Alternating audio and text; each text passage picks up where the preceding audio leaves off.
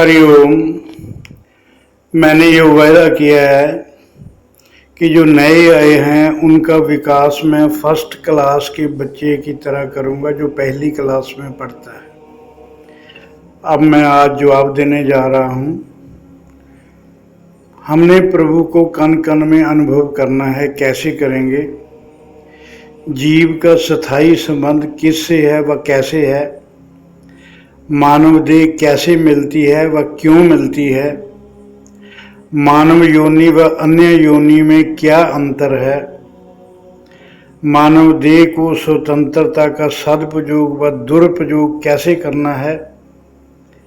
भगवान शरीर में मौजूद ये कैसे माने? संचित कर्म क्या है? सम रहने के लिए क्या करें?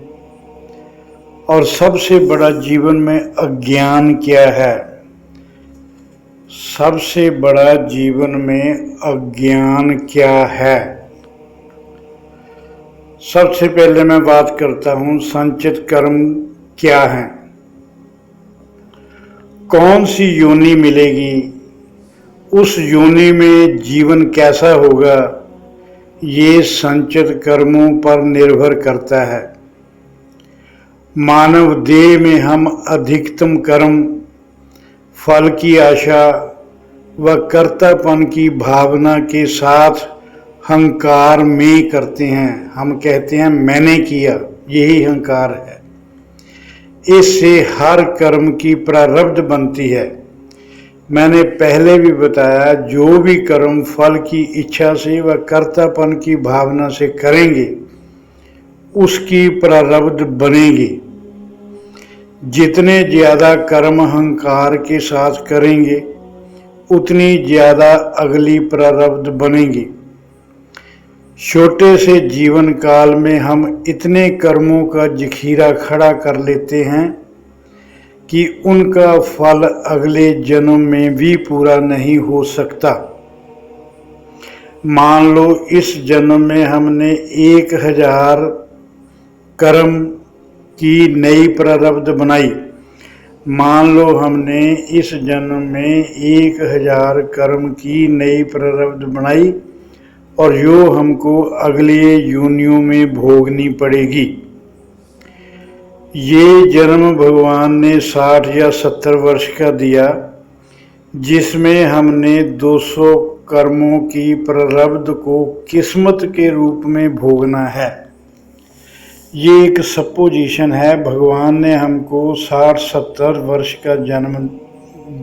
का जीवन दिया और इसके लिए जो हम प्रारब्ध लेकर आए, जिसको हम किस्मत कहते हैं, वो हमारे पिछले संचित कर्मों में से 100, 200, 400 की हम प्रारब्ध लेकर आए हैं। वो शरीर उनको शरीर को पूरा भोगना ही पड़ेगा। भोगे बिना शरीर नहीं छूटेगा। जो पहले कर्म बचे हैं उनमें से 1000 कर्मों की प्रारब्ध और जोड़ लो। जितने कर्मों का फल इस जीवन में भोगा उससे कहीं ज़्यादा और संचित कर्मों को हमने जोड़ दिया। उसे भोगने के लिए हमें फिर शरीर मिलेंगे।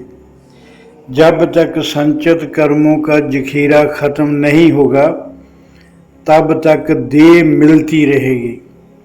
प्रारब्ध भोगने के लिए जो जीवन काल मिला उसे भोगते भोगते और भी कर्म करते जाएंगे तो हम परमानंद की स्थिति में कभी भी नहीं पहुंच सकेंगे।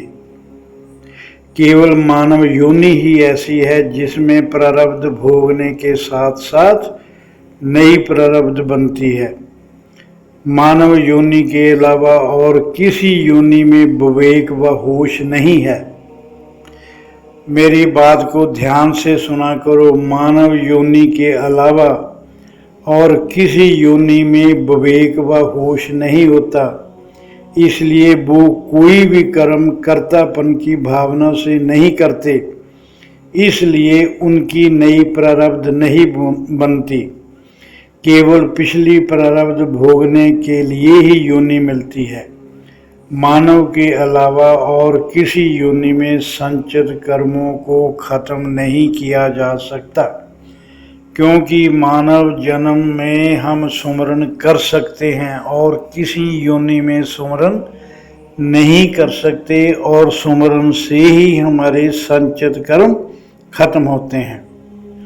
मानव के अलावा किसी योनि में तप करने का विवेक नहीं, मानव के अलावा किसी योनि में जीव का प्रभु से एकीकरण नहीं हो सकता। मानव योनि के अलावा प्रभु के साथ एकीकरण और किसी योनि में नहीं हो सकता। मानव के अलावा किसी योनि में अज्ञान खत्म नहीं हो सकता। क्यों? अज्ञान खत्म करने के लिए गुरु चाहिए, और गुरु केवल इंसान की योनि में ही उपलब्ध हैं, और अज्ञान संतों द्वारा ही खत्म किया जा सकता है।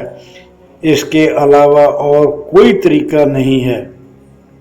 इसलिए और किसी योनि में द्वैत खत्म करने का प्रयत्न भी नहीं किया जा सकता। द्वैत मतलब जब हम प्रभु को अपने से अलग समझते हैं, हम महसूस करते हैं प्रभु अलग, मैं अलग, प्रभु मेरे से अलग है, उसे द्वैत कहते हैं।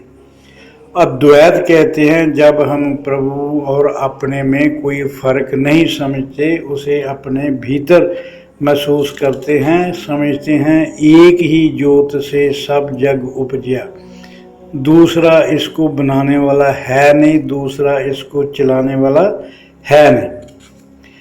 आपको सचेत करता हूँ, जप तप सुमरन से अपने ज्ञान चक्षु खोलने का प्रयत्न करो। आपको सचेत करता हूँ, जप तप से अपने ज्ञान चक्षुओं को खोलने का प्रयत्न करो, अपने अज्ञान को मिटाने का प्रयत्न करो, और परम आनंद के द्वार खोलने के लिए प्रयत्न करते रहो। परम आनंद तक पहुँचाने के लिए किसी ब्रह्म ज्ञानी को ढूंढो और उसका संग करो। अज्ञान खत्म होने के बाद ही परम आनंद में स्थित हो सकोगे, इससे पहले नहीं। सुख व दुख की भावना से ऊपर उठ सको।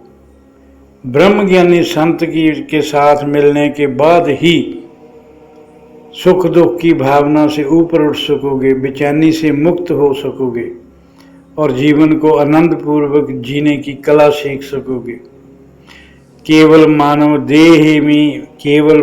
देह में ही अपने विवेक का प्रयोग करके अपने मन के विकारों को खत्म करके अंतःकरण शुद्ध कर सकते हो, और किसी योनि में ये पॉसिबल नहीं है।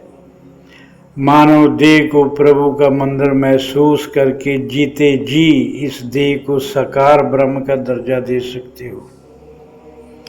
मानव देह को प्रभु का मंदिर महसूस करके जीते जी इस देह को साकार ब्रह्म का दर्जा दे सकते हो।